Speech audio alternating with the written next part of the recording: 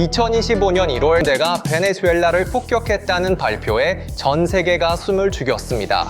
그러나 그 후 몇 시간 동안 믿었던 것과는 달리 이것은 새로운 전쟁의 초기 시간에 발생하는 진부한 공격이 아니었다는 것이 드러났다. 그리고 특별 군사 작전의 결과가 발표되었다. 마두로는 불시에 잡혀서 미국으로 이송되고 있다. 미국 델타포스는 베네수엘라에서 공중작전을 수행하여 MH-43G 치누크와 MH-60M 블랙호크 헬리콥터로 카라카스 중심부 200km 깊이까지 침투할 것입니다. 밤이 시작되자 헬리콥터는 법 집행관을 포함한 구출 부대와 함께 이륙했습니다. 공군의 폭격은 이 고도로 전문화된 지상부대의 작전을 가능하게 하기 위해 정확하게 조정되었습니다. F-12 랩터가 하늘을 덮고 있는 동안 F-35와 F-18은 GBU-53 스톰브레이커 스마트 폭탄으로 정밀 타격을 수행할 것입니다. 이것은 세계 역사상 그 어떤 것과도 다른 구출 작전이었습니다. 상상해보세요. 당신은 한 나라의 주권 영토에 들어가고 있습니다. 목표는 건물을 파괴하는 것이 아닙니다. 기지를 공격하는 것도 아닙니다. 목표는 그 나라의 대통령과 그의 아내를 생포하는 것입니다. 할리우드 영화에서도 이런 장면을 거의 볼 수 없지만 미국은 해냈습니다. 러시아는 3일간의 특별 군사작전을 상상했지만 이제 미국은 러시아의 동맹국에 대한 특별 군사작전이 어떻게 수행되어야 하는지를 보여주었습니다. 이는 정보 및 비밀 협정을 통한 다른 주요 강대국들의 배신이나 베네수엘라 군대의 마두로 배신을 포함한 일련의 정보 및 비밀 작전을 포함할 수 있습니다. 그러나 결과는 동일합니다. 마두로는 몇 시간 만에 무너져 미국에 의해 체포되었습니다. 군사 및 외교 체스판의 모든 말들이 움직였습니다. 작전이 수행된 방식은 군사적 관점에서 무섭습니다. 델타포스 팀을 보호하기 위해 공중에 거대한 공중 우산이 설치되었습니다. AC-130 건쉽, F-35, 그들은 아래의 군인들에게 아무도 접근할 수 없도록 불의 벽을 세웠습니다. 지상에 있는 사람들의 안전을 위해 하늘이 닫혔습니다. 그리고 델타포스는 조용하고 신속하며 치명적으로 그들은 궁전에 빠르게 진입했습니다. 협상도 항복 요구도 없이 단지 목표에 집중한 외과적 개입. 우리는 동부 표준시로 오전 1시 1분에 마두로의 저택에 도착했습니다. 이 작전의 중심, 코드명 절대 결의 작전은 해안에서 200km 떨어진 곳에 대기 중인 F-35B 오스프리 공격 헬리콥터로 장비된 USS 이오지마였습니다. 미국 델타포스 팀은 배에서 출발한 헬리콥터를 통해 미라플로레스 궁전에 직접 착륙하여 마두로와 그의 아내를 침실에서 데리고 나왔고 사상자 없이 작전을 완료했습니다. 영상을 보세요. 궁전 주변, 라과이라 기지, 카르텔 은신처 모두 동시에 공격을 받았습니다. 목표는 마두로를 구하거나 그에게 충성할 수 있는 모든 부대를 마비시키는 것이었습니다. 러시아제 S-300, 중국제 레이더 모두 침묵했습니다. 이 시스템들은 해킹되었거나 운영자들이 버튼을 누르기를 두려워했습니다. 마두로와 그의 아내는 모두 기소되었고 미국인의 생명 손실 없이 항복했습니다. 이제 가장 큰 미스터리는 마두로가 어디에 있는가입니다. 미국 국무장관 루비오는 그가 재판을 받기 위해 체포되었다고 말했습니다. 하지만 이것은 보통의 체포가 아닙니다. 그를 뉴욕 법정에 데려갈 것인지 아니면 지도에 나타나지 않는 비밀 장소에 현재 구금되어 있는지요? 그가 매우 가혹한 신문 과정을 겪었다는 소문이 있습니다. 생각해보세요. 이 사람이 어떤 정보를 가지고 있을까요? 남미에서의 러시아 비밀 작전, 중국이 자금을 지원한 지하 네트워크, 이 지역의 이란 세포들, 미국은 단지 마두로를 재판에 세우기 위해 데려간 것이 아닙니다. 그들은 그를 글로벌 경쟁자들의 모든 비밀을 누설할 지식 은행으로 보고 있습니다. 지금 그 신문실에서 논의되고 있는 내용은 모스크바와 베이징에 식은땀을 흘리게 할 것입니다. 트럼프의 차분한 소셜미디어 정명, 우리는 대규모 작전을 수행했습니다. 그를 체포하여 데려왔습니다. 이 말은 새로운 교리를 선언하는 것입니다. 대리 전쟁은 끝났습니다. 정권 교체를 위한 야당 지원의 시대는 끝났다. 우리는 항복하지 않을 것이다 라는 베네수엘라 국방부 장관의 외침은 지휘관이 사라졌기 때문에 공허하게 울린다. 사람들은 충격에 빠졌다. 어제 텔레비전에서 우리는 강하다, 우리는 여기 있다 고 말한 그들의 지도자들.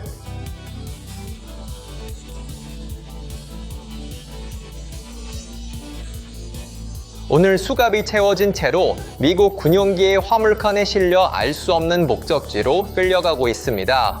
이 작전의 시기는 중국 시진핑 주석에게 개인적인 굴욕입니다. 그날 밤 중국 대표단은 카라카스에 있었습니다. 베이징은 60억 달러의 투자를 보호하기 위해 그곳에 있었습니다. 중국 대표단이 카라카스를 떠난 지 불과 4시간 만에 작전이 시작된 것은 우연이 아닙니다. 이제 큰 그림, 전략적 체크메이트 움직임에 집중해 봅시다. 왜 러시아와 중국은 군사적으로 대응하지 않았을까요? 왜 그들은 약한 비난만 하고 있을까요? 세계 대중에게 숨겨진 거대한 거래가 비밀리에 이루어졌을 가능성이 있을까요? 트럼프가 푸틴과의 회담에서 우크라이나와 맞바꾸기 위해 베네수엘라를 협상 테이블에 올렸을지도 모릅니다. 그는 당신은 동유럽에서 원하는 양보를 얻지만 서방군은 내 것이다 라고 말했을지도 모릅니다. 러시아가 이 작전에 대해 침묵을 지킨다면 이는 우크라이나 전선에서나 제재 해제 측면에서 큰 보상을 받았다는 것을 의미합니다. 베네수엘라는 푸틴에 의해 일회용 졸로 희생되었습니다. 또 다른 시나리오는 러시아의 군사 및 물류 소진과 중국의 배만 및 일본에 대한 집중입니다. 우크라이나 수렁에 4년 동안 빠져 있고 북한의 탄약을 의존하고 있는 러시아는 더 이상 대서양 건너 동맹국을 구할 힘이 없습니다. 미국이 단 30분 만에 완료한 정권 교체 작전과 4년 동안 완료하지 못한 러시아의 특별 군사 작전의 대조는 러시아 군대의 위신을 완전히 무너뜨렸습니다. 이제 우리는 또 다른 주요한 어둠의 공백에 도달합니다. 세계에서 가장 밀집된 방공망 중 하나로 주장되는 카라카스 상공에 러시아제 S-300VM과 중국제 레이더가 왜 단 한 발의 미사일도 발사하지 않았을까요? 러시아어로 말하기. 여기에는 두 가지 가능성이 있으며 둘 다 동구권의 완전한 재앙 시나리오입니다. 첫 번째는 미국의 F-35 전투기와 전자전 능력이 작전 중에 러시아와 중국의 기술을 완전히 무력화했다는 것입니다. 시스템은 디지털 코마 상태에 빠졌고 운영자들은 화면에서 정적만 보았습니다. 두 번째이자 더 무서운 가능성은 큰 배신입니다. 베네수엘라 군대의 장군들이 마두로의 날이 얼마 남지 않았다는 것을 깨달았을 때 시스템을 종료했습니다. 이 시나리오에서 마두로는 그의 장군들에 의해 미국의 은쟁반에 올려져 넘겨졌다. 또 다른 미스터리는 외국 요소들입니다. 정권을 보호하기 위해 임무를 맡은 수백 명의 러시아 바그너 용병과 중국 군사 고문들이 카라카스에 있었습니다. 작전이 시작되었을 때 이들 중 누구도 저항하지 않았습니다. 델타 포스가 궁전에 들어갔을 때 바그너 병사들은 이미 민간인 복장으로 갈아입고 군중 속에 섞이거나 안전가옥으로 후퇴한 상태였다. 이 상황은 용병들의 충성이 첫 번째 미국 총알이 발사되는 순간 끝났음을 증명한다. 용병들은 돈이 떨어졌을 때 그만두지 않는다. 그들은 생존 가능성이 제로가 될 때 그만둔다. 외곰 요소의 경우 이는 가능성이 낮은 것보다는 첫 번째 배신 시나리오의 가능성을 더욱 강화합니다.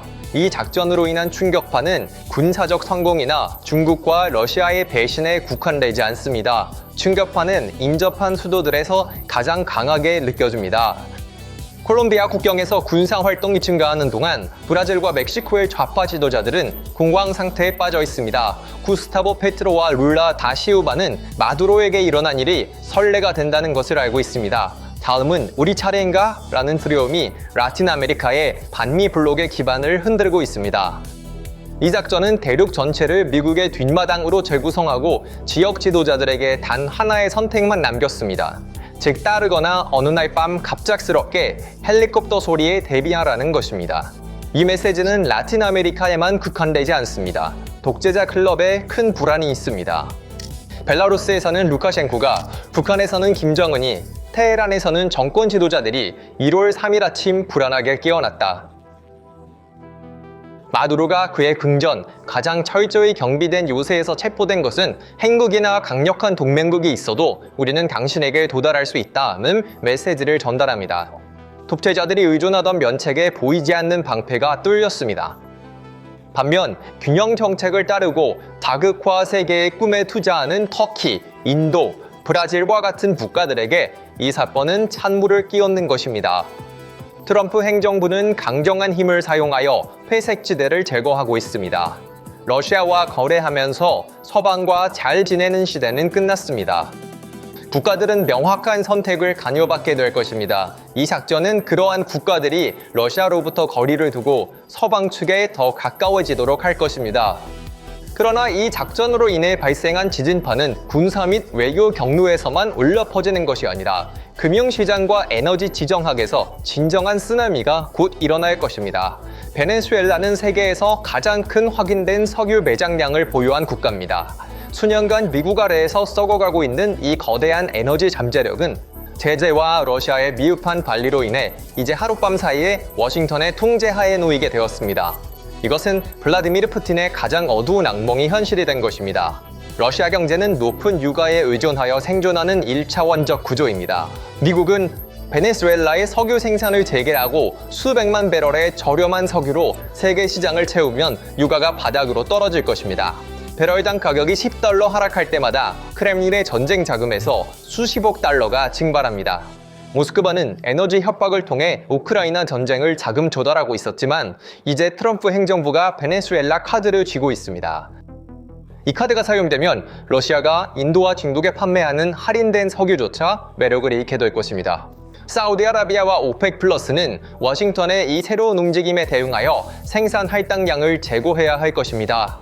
마두로의 몰락은 러시아의 본국 경제 붕괴를 가속화하고 크렘린의 물류 생명선을 말리는 전략적 압박 조치입니다. 푸틴이 그의 카리브해 동맹을 잃으면서 모스크바의 경제적 안정도 잃게 됩니다. 그러나 이 지정학적 지진의 진앙지는 모스크바만이 아닙니다. 진정한 파괴는 베이징의 장기적인 대전략에서 일어나고 있습니다. 분명히 합시다. 베네수엘라는 중국이 석유를 구매하는 시장일 뿐만 아니라 미국을 남쪽에서 포위하려는 중국의 계획의 주요 기지였습니다. 시진핑은 수년간 조용히 카리브해로 내려와 파나마 운하의 대체 경로를 계획하고 이 지역을 중국의 호수로 만들려 했습니다. 그러나 1월 3일 밤 미라플로레스 궁전에 미군 특수부대가 진입하는 순간 중국의 600억 달러 투자와 10년간의 라틴 아메리카 노력이 증발했습니다. 도미노가 빠르게 무너지고 있습니다. 니카라과에서 파나마 운하를 우회하고 미국 무역을 차단하기 위해 설계된 중국의 대규모 운하 프로젝트는 이제 사실상 중단되었습니다. 베네수엘라의 물류 및 정치적 지원 없이 베이징이 이 지역에서 이 규모의 작전을 수행할 가능성은 제로로 떨어졌습니다. 카리브해의 중국 항구는 더 이상 전략적 군사기지 후보가 아닙니다. 그들은 버려진 크레인의 더미로 전락할 운명입니다. 미국은 남쪽 측면의 붉은 포위를 단번에 뚫고 버렸습니다. 그리고 그 끝은 북극해인 북극 실크로드로 이어집니다. 중국은 베네수엘라 석유를 북극 경로를 통해 운송하고 러시아와 함께 북극해에서 공동 지배를 확립하려고 계획했습니다. 그러나 이제 그 원천이 차단되었습니다. 자원이 없으면 그 경로는 무의미합니다. 베네수엘라의 손실은 남반구뿐만 아니라 북쪽의 얼어붙은 바다에서도 중국의 야망을 녹였습니다.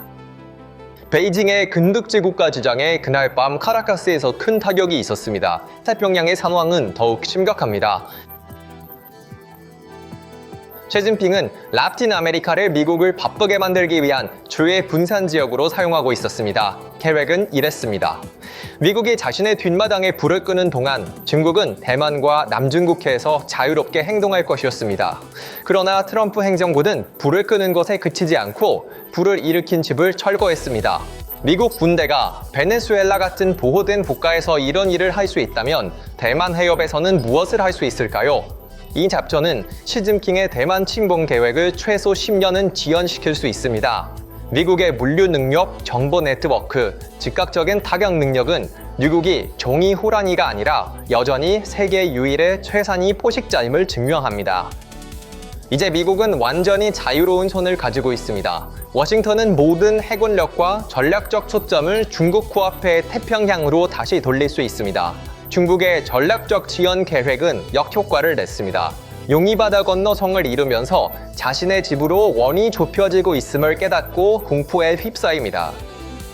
그 결과 상황은 중국과 러시아에게 재앙적입니다. 그들은 단지 조을 하나를 잃은 것이 아닙니다. 그들은 우리의 보호 아래 있는 사람에게도 이렇게 할 수 있다는 메시지를 전 세계에 보냈습니다. 러시아와 중국의 난공불락의 방공벽과 기술 및 경제 보장은 미국의 기술이나 미국 달러 앞에서 종이탑처럼 무너졌다.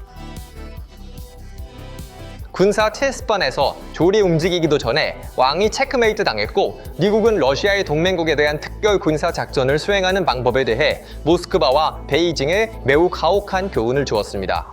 이 일 후에 어느 나라의 지도자가 베이징이나 모스크바의 안전 보장을 신뢰할 수 있을까요? 이 작전으로 미국은 마두로를 전복시킨 것뿐만 아니라 동북원의 안보 구조를 붕괴시켰습니다. 미국은 세계 체스판을 뒤엎고 말들을 재배치하고 있습니다. 그날 밤 카라카스에서 꺼진 불빛은 단지 정권의 종말을 알린 것이 아니라 한 시대의 종말을 알렸습니다. 그래서 이 문제에 대한 당신의 생각은 무엇입니까? 댓글로 생각을 공유해주세요. PPR 글로벌의 특별 분석에 대해 계속 정보를 얻으려면 채널을 구독하고 알림을 켜주세요. 화해소비끼리 해서 건차입니다. 화해소비끼리 해서 건차입니다.